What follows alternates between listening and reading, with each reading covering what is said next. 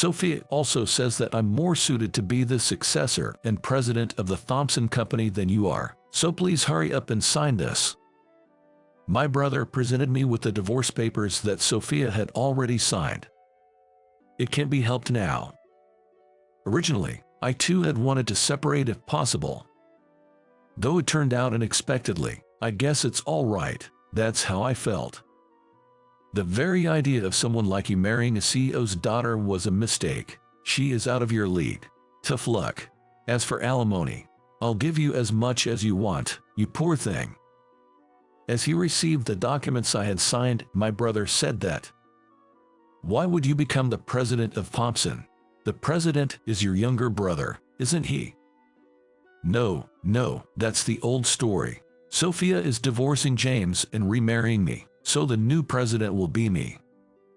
That's where you're mistaken. The lawyer said this with a laugh, but my brother didn't seem to believe it at all. When my brother found out this was true.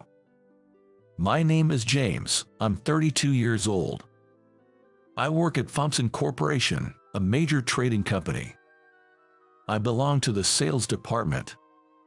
It's a large company, so there are many employees who graduated from top national universities or well-known universities abroad. But I joined Thompson as a general sales employee after finishing high school. The reason I didn't go to college is due to family circumstances. In my second year of high school, the company my father ran went bankrupt. Until then, we had lived a relatively affluent life, but due to a large amount of debt, we had to leave our house. My brother, Brandon, was in his fourth year of college with only half a year left until graduation, and he already had a job offer.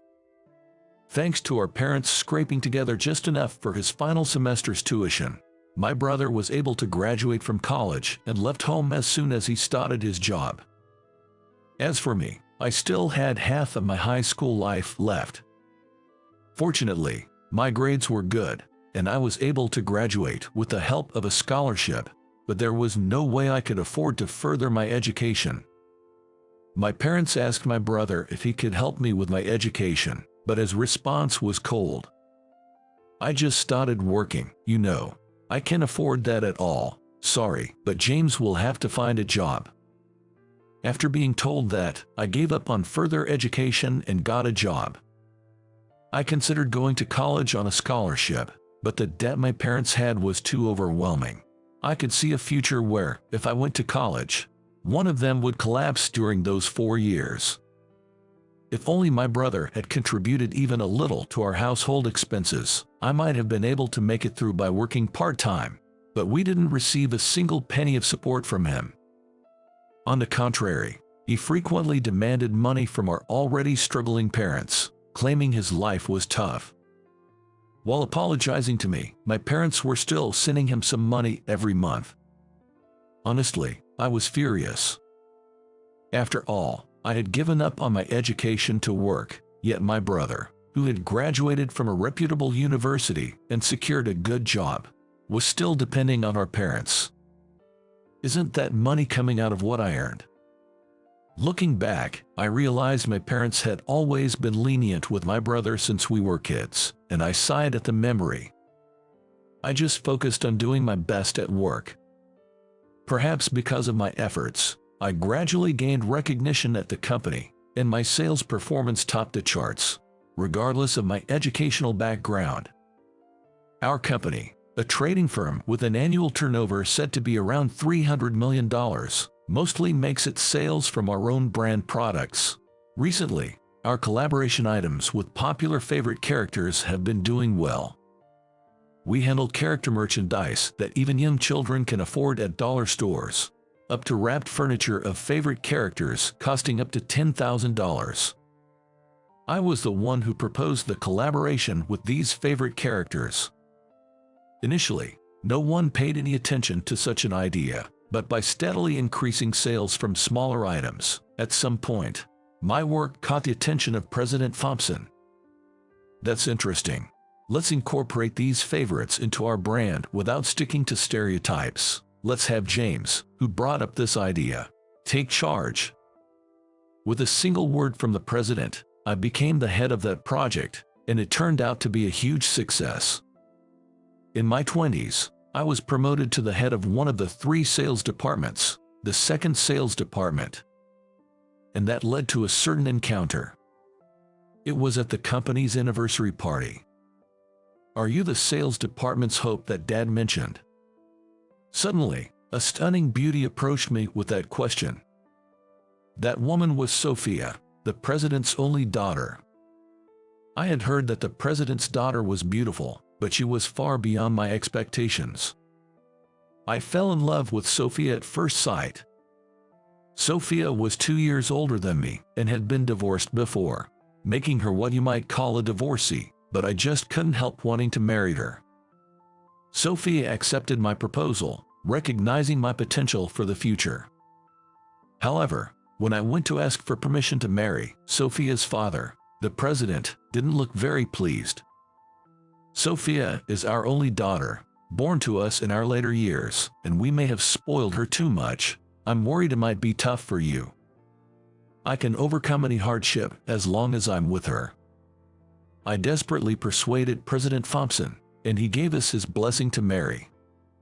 Sophia wanted a lavish wedding, but President Thompson preferred a small, intimate ceremony since it was her second marriage, and I wasn't keen on anything too flashy either, so we settled for just taking photos with our parents.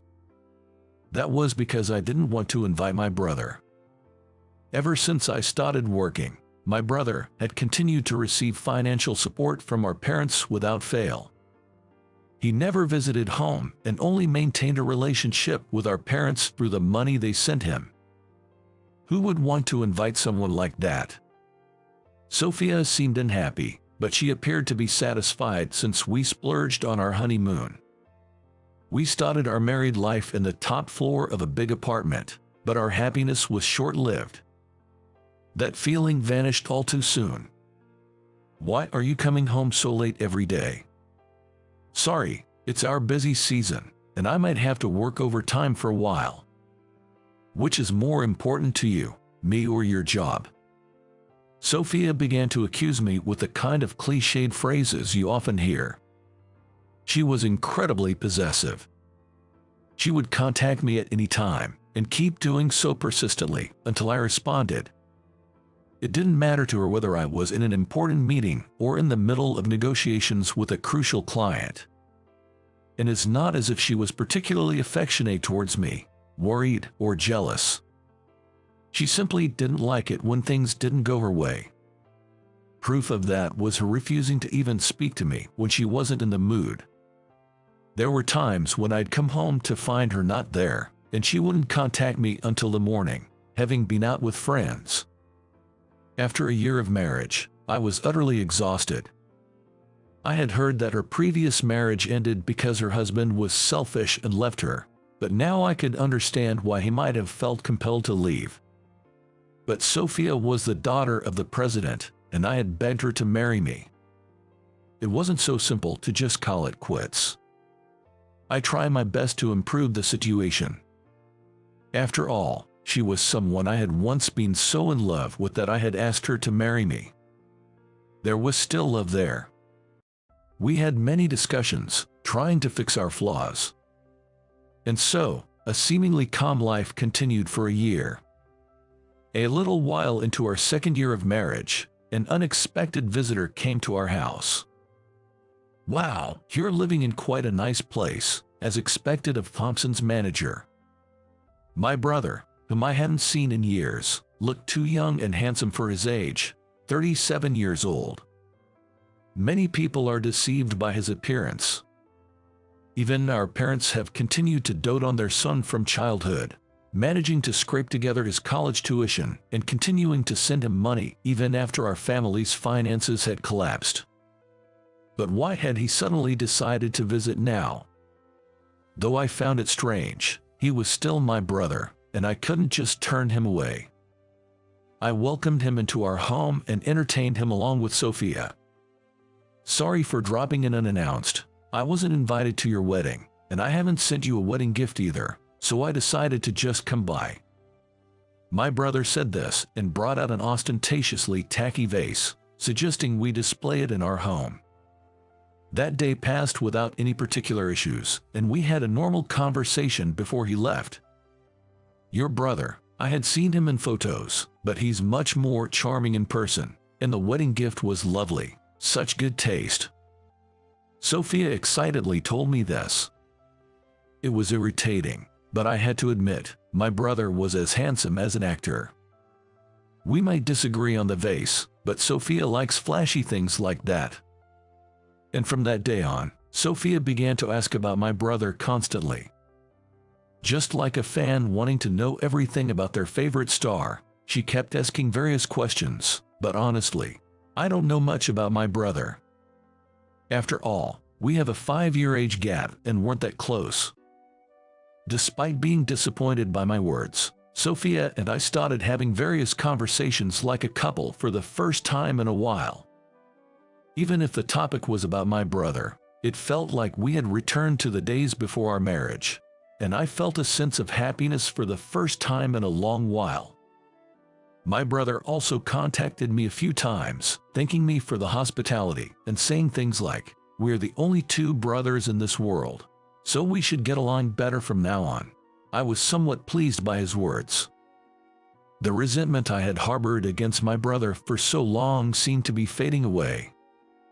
A few months after I started communicating with my brother, something unexpected happened. "Please divorce me." I was shocked by the sudden request. Even though I had felt like separating at times, I never expected her to suddenly say something like that. When I asked Sophia for a reason, she just kept saying she didn't want to talk about it and that she wanted to divorce no matter what. "Let's calm down and talk about this. Why don't you go back to your parents' house for a while?" But when I checked, she hadn't gone there, which made President Thompson and me quite worried. Sophia sent a message to my cell phone saying she was fine and not to look for her, but there was no further contact after that. What on earth was going on? Just when I started thinking about consulting the police, my brother called again. "Sorry, I'm a bit busy right now and can't really talk." "Actually, that's what I wanted to talk to you about, so I called." My brother said something strange and set up a meeting at a certain diner. I had a bad feeling about it, but I couldn't just not go. I decided to go to the designated place. "Sorry for calling you out like this, but I thought it'd be easier to talk in a place with other people around." As I wondered what he meant, I had a feeling I knew what kind of conversation was coming. "Divorce Sophia, she's saying she wants to remarry me." Just as I thought. So that was the ulterior motive behind my brother's sudden visit. He chose a diner with people around to prevent me from making a scene in anger. According to my brother, he secretly exchanged contact information with Sophia at that time, and they had grown close since then. Sophia says I'm more suited to be the successor and president of Thompson, a glamorous handsome man, rather than a plain guy like you.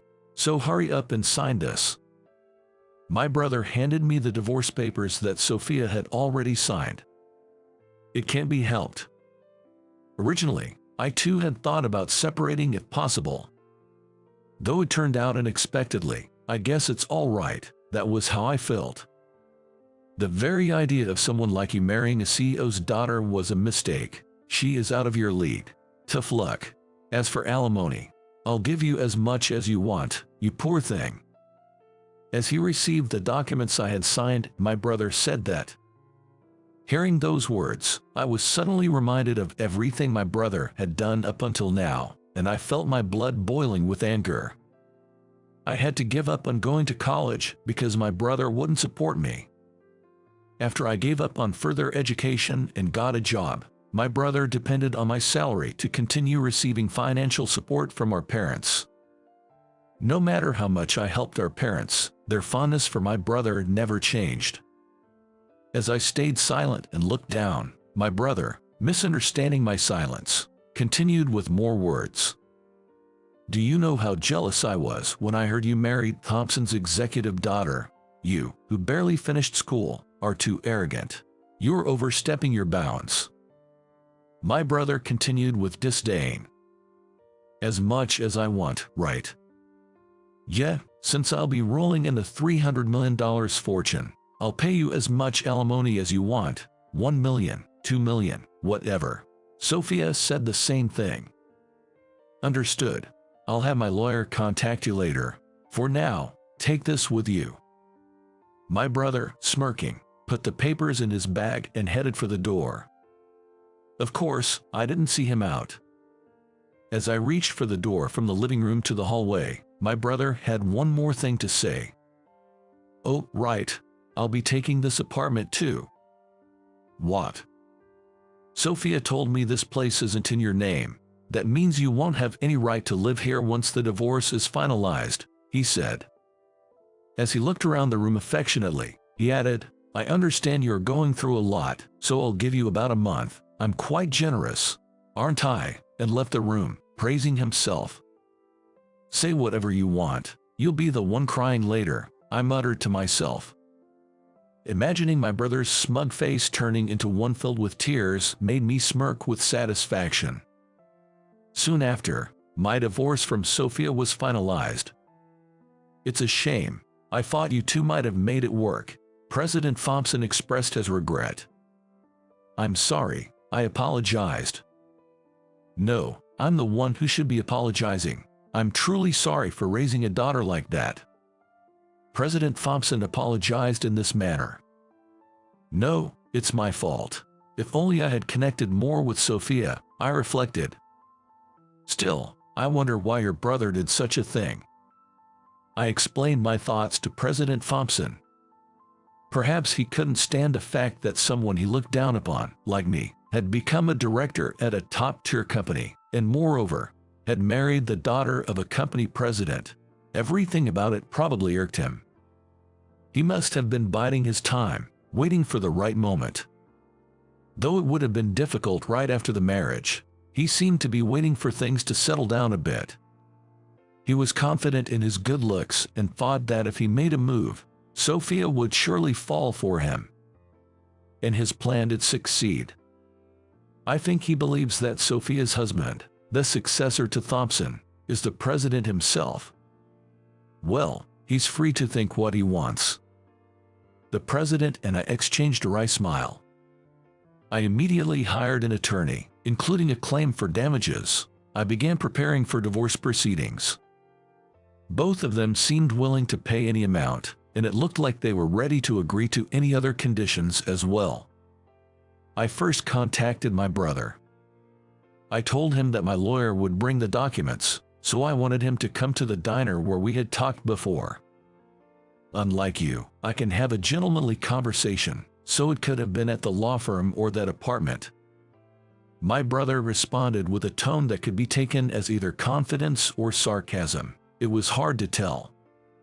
Well, it's fine if we can have a gentlemanly conversation to the end, but just to be safe, I told him, and I could hear a triumphant laugh from the other end of the phone. Having conveyed what I needed to, I emphasized the importance of keeping to the scheduled date and time before hanging up. On the appointed day, my brother and Sophia arrived right on time. Both were clad in high-brand suits, brand watches, and accessories that looked expensive at first glance. According to the lawyer, being a handsome couple, they both suited their attire very well. For the lawyer, who was just proceeding with his duties, it didn't matter what they wore. We first communicated the amount of compensation. So, Sophia is for $30,000, and I'm for $500,000. That's quite a difference. Despite saying he would pay any amount, my brother seemed to frown upon seeing the discrepancy. The lawyer explained the breakdown. Firstly, since the marriage with Sophia lasted only 2 years, that amount was deemed reasonable. I was satisfied with that. Why am I being charged so much then? The lawyer explained that, like Sophia, the compensation for the breakdown of the marital relationship was $30,000, but there were other factors involved. First, there's the matter of your parents' debt. What? Since starting work, James has been helping with the repayment of your parents' debt. Thanks to him, The total amount of debt has significantly decreased, but we would like you to share in that burden. The total amount I had helped with my parents' debt repayment was about $500,000. We decided to include half of that, $250,000, in the compensation amount for my brother. Then, there was $200,000 for the support my parents had provided to my brother from my earnings over the years. Over 14 years, that amount seemed reasonable. We wanted that repaid. And on top of that, we added $20,000 as interest, making a total of $500,000. I thought he might claim something like $1 million or $2 million, but he's a petty man after all. I'm disgusted. Even though he's my brother. All right, I'll pay. Upon hearing the breakdown, my brother had a bitter expression on his face, as if he had bitten into a sour grape, but he grudgingly agreed. With this, we agreed on the amount of the settlement. We obtained both of their signatures on the documents. Next was the division of assets. At this point, my brother gave a sly grin. He must have involuntarily smiled, imagining the apartment, the car Sophia drove away in, and all the rest. However, the actual details were not as he had imagined. Firstly, regarding that high-rise apartment, it belongs to Thompson, so Sophia cannot return there anymore. What? The lawyer explained that the apartment was provided as a company housing by President Thompson when Sophia and I started our married life. What's that all about? My brother nearly stood up in outrage but reconsidered due to the setting and sat back down. Since Sophia said I didn't own it, my brother apparently assumed it was hers. In fact, it seems Sophia thought so too. After all, Daddy said that place should be my home. The car is also treated as a company car, so please return it. What?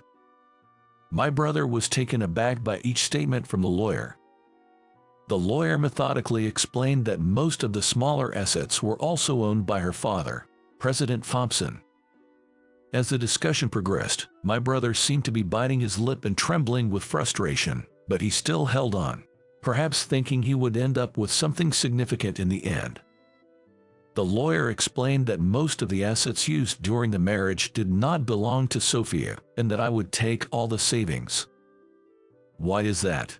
The savings made during the marriage should be split between the spouses. My brother almost stood up again but managed to restrain himself. That's because most of the income earned by James during the marriage was spent by Sophia.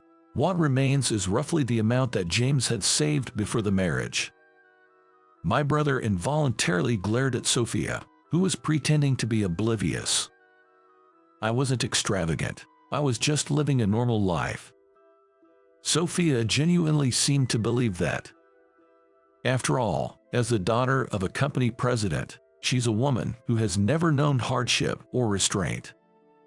She would spend my earnings frivolously, and whenever that wasn't enough, she'd naturally expect her father, the president, to cover the shortfall. My brother bit his lip but took a deep breath and endured it. I had to admire his patience, even though he was my brother. Thus, the settlement between Sophia and me regarding the divorce was completed. Finally, it was time to address what my brother had been eagerly anticipating. So, when should I start showing up at Thompson? Obviously, I can't just become the successor overnight. I need to get accustomed to the company's operations a bit. What? Now it was the lawyer's turn to be puzzled. No, I mean, now that Sophia is divorcing James and marrying me, I'm going to be the successor, right? The next president is me, isn't it? I mean, becoming president overnight just because we got married seems a bit much. Saying this, my brother smirked smugly, imagining the moment, as the lawyer shared with a wry smile. Why would you become the president of Thompson? The president is your younger brother. No, that was before. Sophia is divorcing James to marry me, so the new president is me. That's exactly the misunderstanding. The lawyer said that while laughing, but my brother didn't seem to believe it at all. In the end, my brother refused to believe anything the lawyer said that day. Later, a meeting was arranged in President Thompson's office to explain the situation to my brother and Sophia again. So, I'm not letting Sophia inherit anything from our company. In other words, she's disowned. Daddy, that's terrible. What's terrible? Think about what you've done up to now. I paid all the compensation to your former husband, and I've cleaned up all your messes. Sophia had a history of holding executive positions in her father's company but never lasted long in any role, often dipping into company funds for personal use and causing several businesses to fail. Therefore, she was no longer given work, and in hopes that marriage might settle her down, she was married off to a company president through an arranged marriage. However, her self-centered behavior continued, leading to another divorce. I had hoped that James might be able to handle Sophia well, but it has come to this. If that's the case, I'll make sure to properly discipline Sophia this time. I've looked into your background, and I seriously doubt you're cut out for that. President Thompson, the president, sharply rebuked my brother. My brother is the same type of person as Sophia. With his good looks and spoiled upbringing, he behaves like a king wherever he goes. As a result, he has never succeeded anywhere, hopping from job to job and relying on our parents for support. I'm appointing James as the next president. I've already got the approval from the shareholders meeting. James is my successor. Brandon, do you even understand what a corporation is? Just because you're the president's son-in-law doesn't mean you can just become the president on your own. I was recognized by the shareholders based on my achievements. Hearing this, my brother slumped down dejectedly, while Sophia, seemingly feeling no more than a child scolded by a parent, stormed out of the president's office. After that, I was officially adopted by President Thompson and became the successor to the Thompson family. Actually, this had been discussed when I married Sophia, but I couldn't bring myself to go through with it, considering my parents. Despite being treated differently from my brother, they are still my biological parents. But my parents were complicit. They thought my brother marrying Sophia would secure their own future. I decided to disown my parents. President Thompson, who disowned his daughter, and I, who disowned my parents. Bound by our shared understanding of each other's pain, we became a family tied together by a harsh bond. I came from a poor family and built Thompson into what it is today, after losing my wife, who was by my side during those times. At a young age, I spoiled Sophia too much out of pity, raising her to be the person she is now. President Thompson, no, my father, said this with a sad look on his face. He knew me well, having been with the company since right after high school graduation. Because my biological father's company was like a subsidiary to Thompson. He was well aware of my parents. How they carelessly drove their company into the ground, caused trouble for their employees, and, without any remorse, only lamented their bad luck. And despite being raised by such parents, he had always been watching over me, working hard and honestly. That's why I thought you might be able to do something about Sophia, but I ended up putting you through a lot of hardship. I'm sorry. After being apologized to, I realized I had received the love from him that I never got from my biological parents. Even though we've disowned them, I believe neither I nor my father can completely abandon our blood relatives. But we also know too well that reaching out too easily is a mistake. If they ever truly reflect and wish to live honestly, we'll be there to support them from a distance. Though that day may never come, I want to keep hope alive. After that, my brother and Sophia apparently turned to my parents. I'm not sure if they've officially registered their marriage, but they seem to be getting by somehow as a family of 4. Now that their debts are cleared, they should be able to make it through somehow. I hope they can support each other and live honestly.